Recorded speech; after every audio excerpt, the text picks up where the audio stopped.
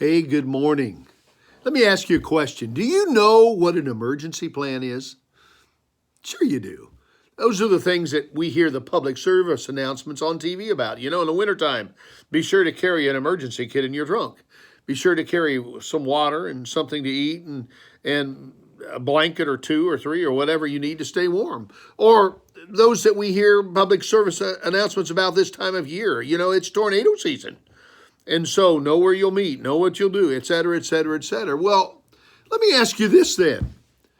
Do you have an emergency plan in your life to help you deal with something that you're tempted about?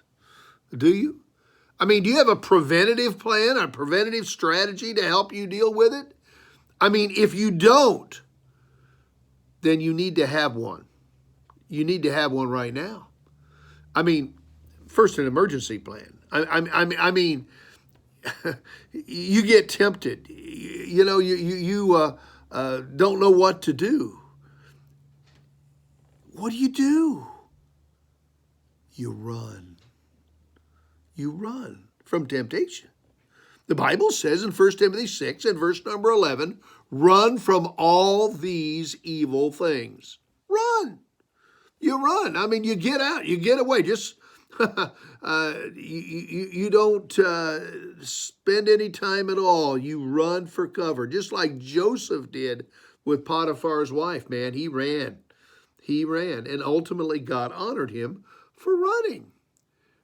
It doesn't matter what the temptation is. You need to get away. It may be a temptation to lie. You want to lie to cover something up. Or maybe a temptation to cheat in business, to take advantage of somebody, some unsuspecting person. Or maybe it's a sexual temptation. There's one that's, a lot of that's around. Your response should always be the same. Get out. Get out. Run. Run. But even better than running from the temptation is learning how to prevent the temptation in the first place. That's another way to say that. Another way to say it is this: if you don't want to get stung, stay away from the bees. How do you do that? I remember when I was a youth pastor, and that's been back in the Stone Age. I'd tell the kids, listen, don't decide when you're in the back seat of the car with someone that you're going to be sexually pure and save yourself for marriage. No. That's way too late. You got to have a strategy in advance and not put yourself into that circumstance and situation. If you end up in the back seat of the car with someone, you're going to move by your glands and not by your plans. Hormones will kick in and you won't stand a chance. You'll be overwhelmed. And that same principle, by the way, applies throughout life with everything. If you know you're short-tempered with your kids when you're tired, then you need to develop a preventative strategy. Maybe send the kids to bed earlier at night. Or maybe plan a family time where everybody is quiet and together and reading a story or doing something during that time that generally things get out of control.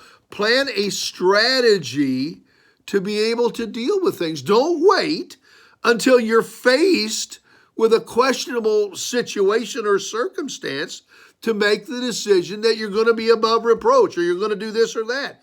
No. Have a plan. Put the plan in place. You see, we all need to take time in our lives and develop strategies that prevent us from falling to temptation. And when those strategies don't work, we need to always have that emergency plan in place, and that's run, flee. The Bible says in King James, flee also youthful lusts. Run from them, hide from them, stay away from them. Hey, my friend, I'm praying for you. Hang in there. Have a great day.